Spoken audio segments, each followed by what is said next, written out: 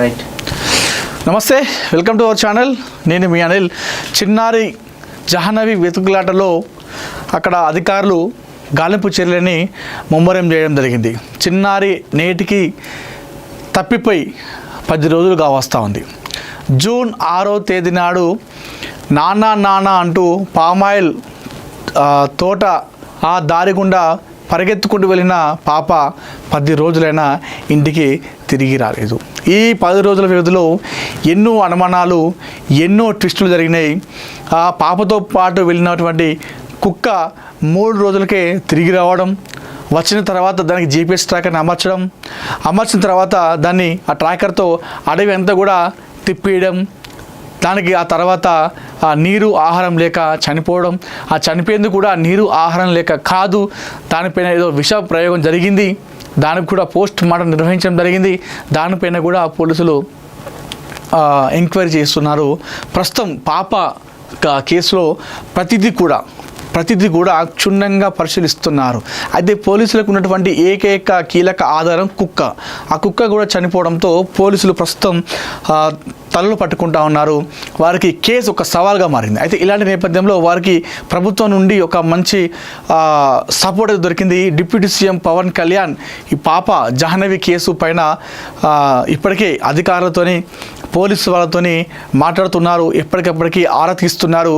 NDRF బలగాలని కూడా మేము పంపిస్తాము, మీరు ఆ పాపని ఎలాగైనా క్షేమంగా తీసుకురావాలని చెప్పేసి సపోర్ట్ ఉంటుంది ప్రభుత్వం నుండి చెప్పడంతో NDRF బృందాలు కూడా ప్రస్తుతం రంగంలోకి దిగడం జరిగింది. ప్రస్తుతం అక్కడ పోలీస్, అటవీ శాఖ, SDRF, అగ్నిమాపక శాఖతో పాటు ప్రస్తుతం NDRF మొత్తం ఓవరాల్గా 400 మంది సిబ్బంది ఆ పామాయిల్ తోట, దాంతో పాటుగా పక్కన ఉన్నటువంటి కొండ ఈ ప్రాంతాల్లో జల్లెడ పడుతున్నారు పాప కోసం. సో 10 రోజులుగా వస్తుంది. ఈ 10 రోజుల్లో ఎన్నో వార్తలు, ఎన్నో ట్విస్టులు జరిగినాయి. అయితే ప్రస్తుతం ఈ కేసు విషయంలో మనం చూసుకుంటే ఈరోజు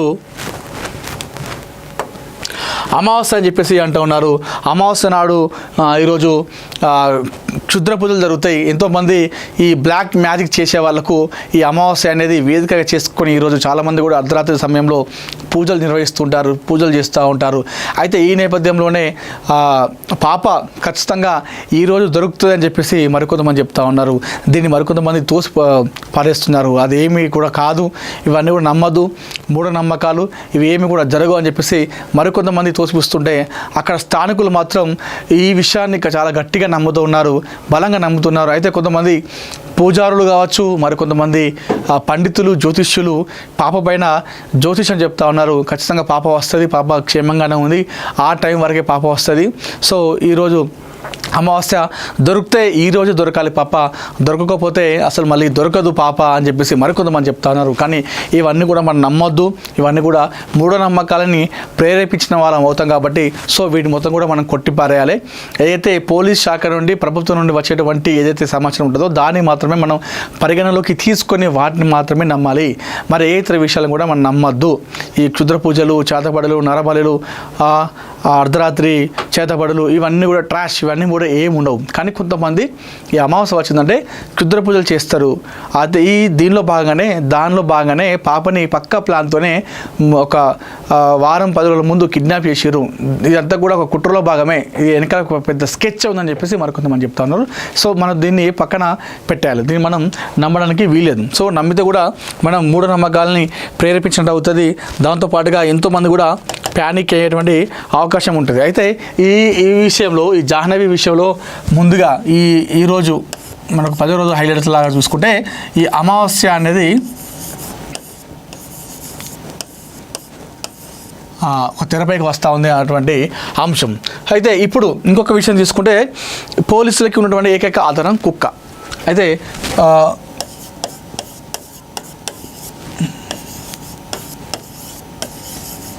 ఈ కుక్క కూడా ఆధారంగా ఉన్నటువంటి కుక్క చనిపోయింది. అయితే ఇప్పుడు వాళ్ళకి ఎలాంటి ఆధారం లేదు. అయితే ఇప్పుడు ప్రస్తుత పరిస్థితి ఏంది అక్కడ అని చూసుకుంటే ప్రస్తుతం పోలీసులు మరొకసారి పేరెంట్స్ని ఎంక్వైరీ చేస్తూ ఉన్నారు, అంటే విచారిస్తున్నారు. అంటే పాపకి గతంలో ఏదైనా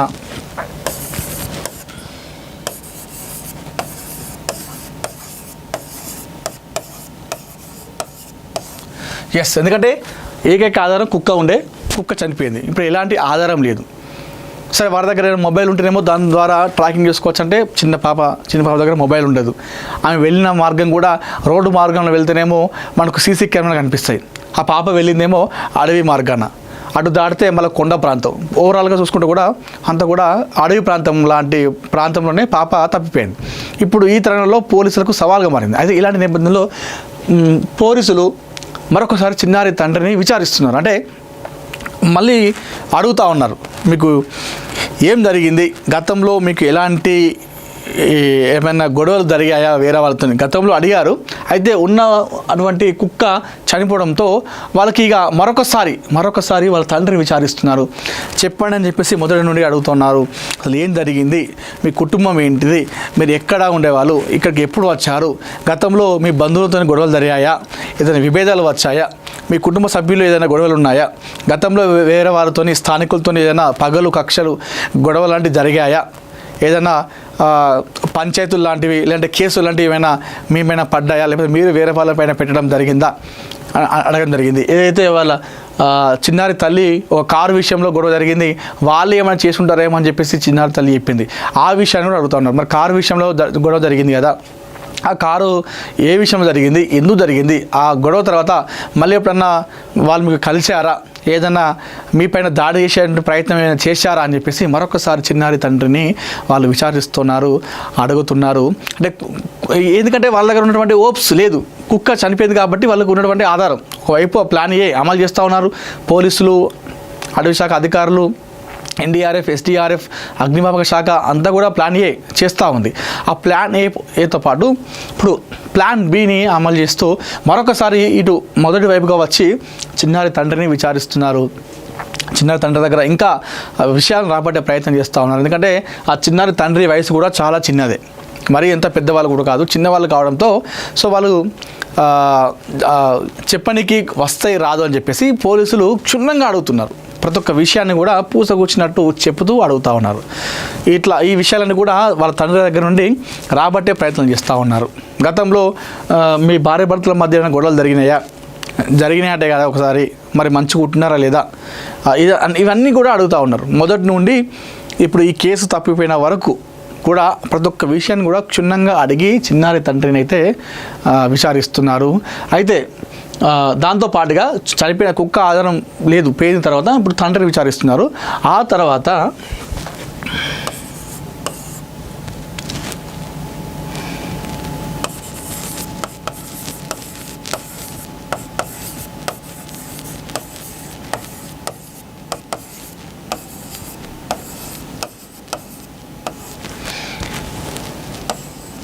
పోలీసులకి మరొక కీలకంగా ఉన్నటువంటి ఏదైనా ఉందంటే ఆధారం, అదొక చిన్నారిని చివరిసారిగా చూసిన వ్యక్తి. సో ఏదైతే చిన్నారి బయటికి పరిగెత్తిందో ఆ పరిగెత్తిన తర్వాత ఆ సమయంలో ఎవరు కూడా చూడలేదు. అయితే చిన్నారి పరిగెత్తుకుని వెళ్ళి కొండ ప్రాంతంలోకి వెళ్ళిన తర్వాత ఒక అన్నోన్ పర్సన్, ఆ గ్రామానికి చెందినటువంటి ఒక వ్యక్తి, ఒక పెద్ద మనిషి, అతను ఆ పాపను ఆ కొండ ప్రాంతంలో చూసినట. అయితే చూసిన తర్వాత ఆ పాప అరే ఎందుకు ఈ పాప ఇంత దూరం ఒక్కతే వచ్చింది, ఎవరు కూడా లేరని చెప్పేసి ఈ చూసిన వ్యక్తి ఎవరైతే ఉన్నారో ఆ పాప దగ్గరికి వెళ్ళే ప్రయత్నం చేసినట. అయితే అప్పుడు ఆ పాప దగ్గర ఈ పెంపుడు కుక్క కూడా ఉన్నది. అయితే ఆ వ్యక్తి ఎవరైతే చూసిన వ్యక్తి ఉన్నారో పాప దగ్గరికి వెళ్తున్నప్పుడు ఆ వ్యక్తి పాప పైన దాడి చేయడానికి వస్తున్నాడేమో అని చెప్పేసి అనుకొని ఆ కుక్క అతనిని వెంబడించింది. అంటే గట్టిగా అరిచి గంభీరంగా చూస్తూ అతని పైకి వెళ్ళింది.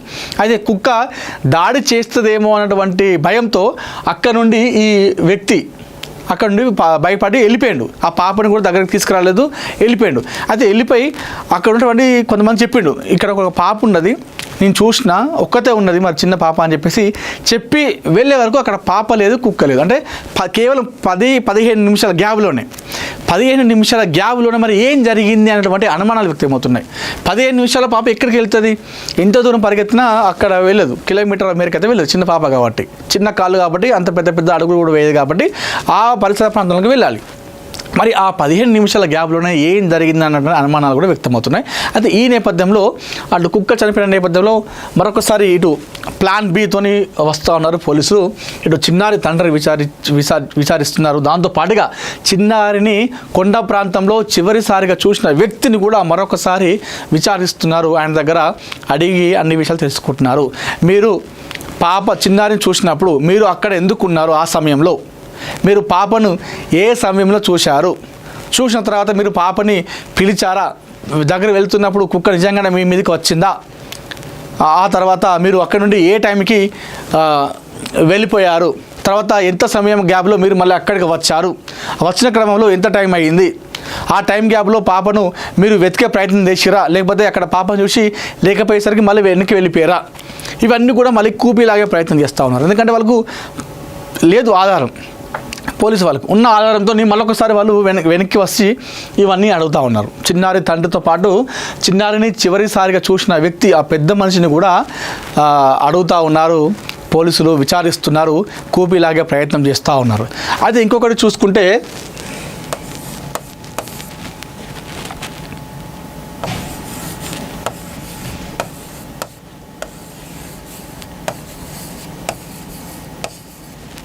ముసలావిడ అయితే రాజమండ్రి బస్సులో ఈ చిన్నారి జాహ్నవి కనిపించిందని ఒక వృద్ధ మహిళ, ఒక ముసలావిడ చేతిలో ఆ చిన్నారి జాహ్నవి ఉన్నట్టుగా మనకు వార్తలు వస్తున్నాయి ప్రస్తుతం.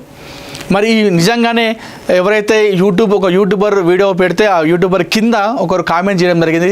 నేను చిన్నారి జాహ్నవిని చూశాను, రాజమండ్రి దగ్గర ఒక ముసలావిడ ఇద్దరు వృద్ధ దంపతులు చిన్నారి జాహ్నవిని ఎత్తుకొని వెళ్తున్నారు, ఆ దృశ్యాన్ని చూశానని చెప్పేసి ఒక యూట్యూబ్ కింద ఒక వ్యక్తి కామెంట్ చేయడం జరిగింది. అయితే ఈ నేపథ్యంలో కూడా ఆ రకంగా కూడా చాలామంది అనుమానం వ్యక్తం చేస్తున్నారు. మరి ఇంతకీ ఆ వృద్ధ దంపతులు ఆ అడవికి ఎందుకు వచ్చారు, లేకపోతే చిన్నారి ఆ రోడ్డు తప్పిపోయి ఆ రోడ్డు మీదకి వెళ్తే ఆ వృద్ధ దంపతులు మరి ఆ పాపను తీసుకొని వెళ్ళారా అనే విషయం కూడా చూసుకోవాలి. ఎందుకంటే మరి ఇంత జరుగుతున్నా మరి ఆ వృద్ధ దంపతులు ఎందుకు ఇవ్వట్లేదు అంటే వారిద్దరు ముసలోళ్ళట, వారికి ఎలాంటి ఆధారం కూడా లేనట్టుగా కనిపిస్తుందో చూస్తే వారి దగ్గర మొబైల్ ఉందో లేదో. ఒకవేళ మొబైల్ ఉంటేనేమో వాళ్ళు చూసి ఇలా జరిగితే అరే ఈ పాపకి ఇట్లా అని చెప్పేసి సంబంధిత అధికారులకు చెప్తారు. వాళ్ళ దగ్గర మొబైల్ లాంటి ఏం లేదు కాబట్టి వాళ్ళకి ఇలాంటి ఇన్ఫర్మేషన్ తెలియదు. ఒకవేళ లేదు నిజంగానే వాళ్ళు కావాల్సుకునే పాపని తీసుకెళ్ళిరా అనే దానిపైన కూడా కొంతమంది అనుమానం వ్యక్తం చేస్తూ ఉన్నారు. ఏదైతే ముసలావిడి దగ్గర రాజమండ్రిలో కనిపించింది చిన్నారంటే మరి నిజమేనా, లేకపోతే జాహ్నవి? ఎందుకంటే చిన్నపిల్లలు కొంతమంది చూడడానికి ఒకేలాగా అనిపిస్తారు సేమ్. ఆ రకంగా ఏమన్నా అనుకున్నది అనే విషయం కూడా మనం చూసుకోవాలి. మరి నిజంగానే ఆ రాజమండ్రిలో చిన్నారి ఉందా? ఆ ముసలి దంపతులు వెతుకుంది చిన్నారి జాహ్నవినేనా, లేకపోతే ఎవరినో చూసి ఎవరో అనుకున్నారా అనేది కూడా మనం చూసుకోవాలి. సో ఇవన్నీ కూడా ప్రస్తుతం చక్కర్లు కొడుతూ ఉన్నాయి. పోలీసులు అయితే మొత్తానికైతే అటు ప్లాన్ ఏతో పాటు అటు ప్లాన్ ఏలో గాలింపుతో పాటు ప్లాన్ బిలో ఇటు విచారణ చేపడుతున్నారు. ఇటు చిన్నారి తండ్రిని అదేవిధంగా చివరిసారిగా చూసిన వ్యక్తిది విచారిస్తున్నారు. వాళ్ళకు ఉన్నటువంటి ఏకైక ఆధారం కుక్క చనిపోయింది కాబట్టి మరొకసారి ఈ రకంగా వాళ్ళు వెనకకి వచ్చి మొదటి నుండి